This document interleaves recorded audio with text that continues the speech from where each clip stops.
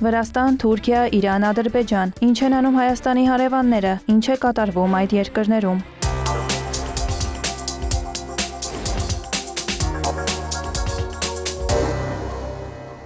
Վրաստանը կշարունակի նպաստել Հայաստանի և Ադրբեջանի միջև երկխոսությանն ու կառուցողական համագործակցությանը, ինչը համապատասխանում է ողջ տարածաշրջանի շահերին։ Լրատվամիջոցների տվյալով այդ մասին նշված է Վրաստանի 2026 թվականի պետական բյուջեի նախագծում։ Փաստաթղթի համաձայն Վրաստանը հետագայում ևս պատրաստ կլինի հանդես գալ որպես հարթակ Հայաստանի ու Ադրբեջանի միջև արդիական հարցերի քննարկման համար, ինչպես երկկողմ, այնպես էլ եռակողմ ձևաչափով։ Նշվում է, որ այդ ջանքերը հնարավորություններ կստեղծեն վստահության վերականգնման և համագործակցության համար։ Վրաստանը կշարունակի վարել հավասարակշռված քաղաքականություն հարևանների հետ։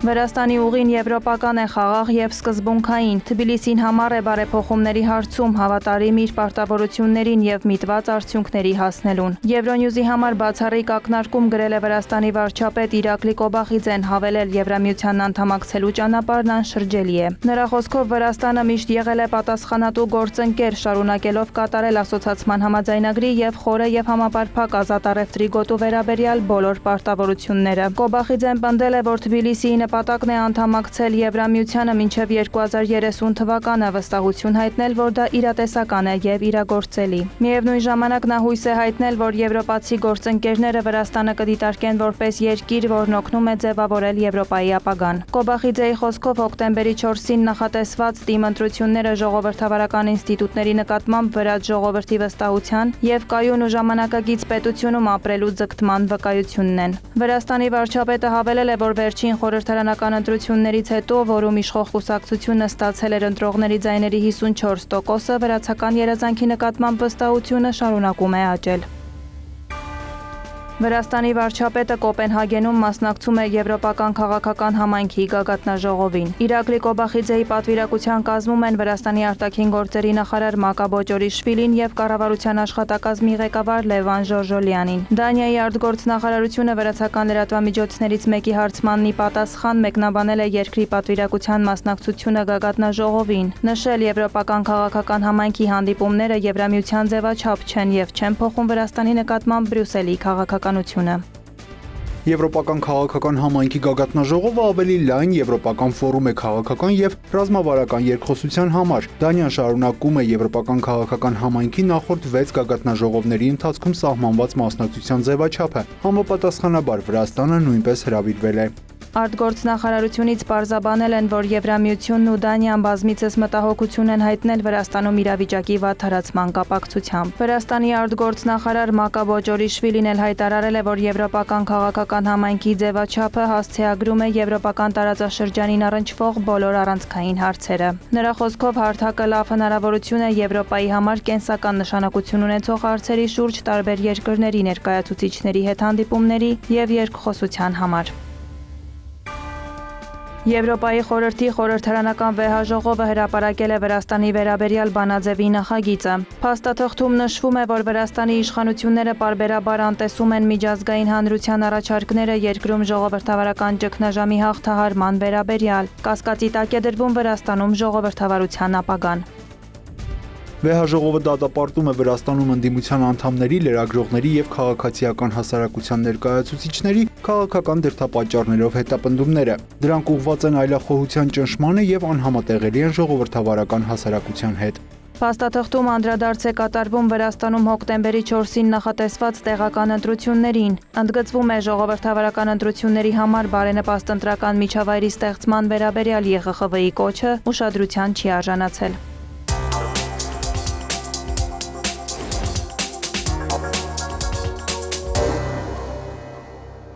Թուրքիան այլևս թույլ չի տա Սիրիայի միասնության խախտում, հայտարարել է Ռեջեփ Էրդողանը Թուրքիայի ազգային մեծ ժողովի 28-րդ գումարման 4-րդ օրենսդրական նստաշրջանի բացման ժամանակ։ Մենք թույլ չենք տա Սիրիայում ապակայունացում, նրա միասնության խախտում և այնտեղ ահաբեկչական կազմավորումների առաջացում։ Մենք վճռականորեն դեմ ենք Սիրիայի բաժանման մասին ցանկացած հայտարարությանը։ Սիրիայի տարածքային ամբողջականության ապահովումը, ինչպես նաև մեր սահմաններից դուրս ցանկացած ահաբեկչական կազմավորումների ձևավորման կանխումը մեր առաջնահերթություններն են։ Էրդողանը հավելել է, որ Անկարան այս ուղղությամբ ջանքեր է գործադրում, սակայն եթե դիվանագիտական նախաձեռնություններն անպատասխան մնան, Թուրքիան կդիմի բոլորին հայտնի գործողությունների։ Էրդողանն անդրադարձել է նաև Գազայում իրավիճակին, նշել խաղաղության ապահովումն առաջին հերթին իսլամական աշխարհի պարտքն է, ապա նաև միջազգային հանրության պարտքը Գազայի առջև։ Իսրայելական ուժերը կալանել են Գազա հումանիտար օգնություն տեղափոխող նավատորմի 10-ից ավելի նավ եւ ձերբակալել մի խումբ ակտիվիստների։ Նավատորմը բաղկացած է 40-ից ավելի նավից, որոնց վրա գտնվում է շուրջ 500 մարդ։ Նրանց շրջանում ըստ լրատվամիջոցների մեծ թիվ են կազմում Թուրքիայի քաղաքացիները, որոնցից մոտ 40 մարդ ձերբակալվել է։ Թուրքիայի ազգային մեծ ժողովի նախագահ Նուման Քուրթուլմուշը հայտարարել է, որ հումանիտար նավատորմի վրա Իսրայելի հարձակումը միջազգային իրավունքի խախտում է։ Նրա խոսքով այդ քայլերով Թել Ավիվը չի կարող կանգնեցնել Պաղեստինի ազատ պետության ստեղծման գործընթացը։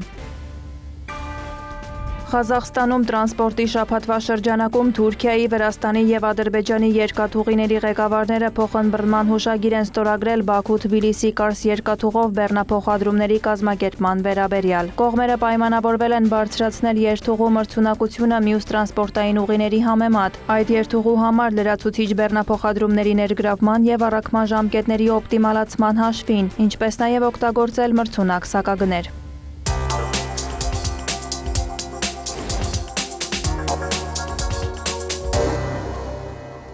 Հոկտեմբերի 2-ին պաշտոնապես ուժի մեջ է մտել Ռուսաստանի եւ Իրանի միջև համապարփակ ռազմավարական գործընկերության մասին պայմանագիրը։ Այն ստորագրել են Վլադիմիր Պուտինը եւ Մասուդ Փեզեշքյանը 2025 թվականի հունվարի 17-ին Մոսկվայում։ Այդ կապակցությամբ Ռուսաստանի արտգործնախարարությունը հայտարարություն է տարածել։ Այս իրադարձությունը կարևոր հանգրվան է ռուս-իրանական միջպետական հարաբերությունների պատմության մեջ, որոնք հասել են համապարփակ ռազմավարական գործընկերության որակապես նոր մակարդակի։ Փաստաթուղթը սահմանում է երկարաժամկետ հեռանկարում երկկողմ համագործակցության բոլոր գերակա ուղղությունների առանցքային ուղենիշները։ Արտգործնախարարությունից նշել են, ռազմավարական գործընկերության հաստատումը ենթադրում է, որ Մոսկվան եւ Թեհրանը կամրապնդեն փոխգործակցությունը եւ համակարգումը միջազգային ասպարեզում, ինչպես նաեւ տարածաշրջանում կայունության եւ անվտանգության ամրապնդման ուղղված համատեղ ջանքերը։ Համաձայնագիրն արտացոլում է Ռուսաստանի եւ Իրանի բարձրագույն քաղաքական ղեկավարության ռազմավարական ընտրությունը հօգուտ բարեկամական բարիդրացիական հարաբերությունների հետագա համակողմանի ամրապնդման, ինչը համապատասխանում է երկու պետությունների ժողովուրդների շահերին, նշել են Ռուսաստանի արտգործնախարարությունից։ Իրանի պաշտպանության նախարար Ազիզ Նասիրզադեն երկօրյա պաշտոնական այց է կատարել Անկարա, բանակցություններ վարել Թուրքիայի պաշտպանության նախարար Յաշար Գյուլերի հետ։ Կողմերը քննարկել են պաշտպանական համագործակցության եւ տարածաշրջանային անվտանգության հարցեր։ Նասիրզադեն ընդգծել է ռազմական համագործակցության ամրապնդման դերը երկու երկրի հարաբերությունների մակարդակի բարձրացման գործում։ Նա նշել է, որ Իրանը պատրաստ է աջակցել Թուրքիայի հետ ընդհանուր սահմանին, կայունության եւ անվտանգության ապահովմանը։ Գյուլերն էլ կարևորել է Իրանի պաշտպանության նախարարի այցն Անկարա, այն համարելով երկու երկրի միջև տարբեր ոլորտներում սերտ կապերի վկայություն։ Նասիրզադեն Թուրքիայի պաշտպանության նախարարին հրավիրել է այցելել Թեհրան եւ քննարկել ձեռք բերված պայմանավորվածությունների իրականացման ընթացքը։